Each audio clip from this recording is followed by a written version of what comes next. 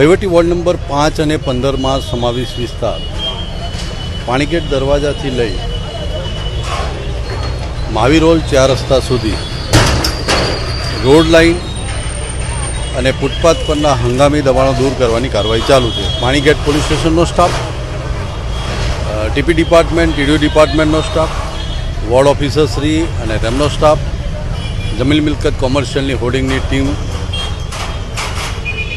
સાથે રાખી દબાણ દૂર કરવાની કાર્યવાહી ચાલુ છે. 2 ટ્રક ભરીને સામાન જમા લીધેલ છે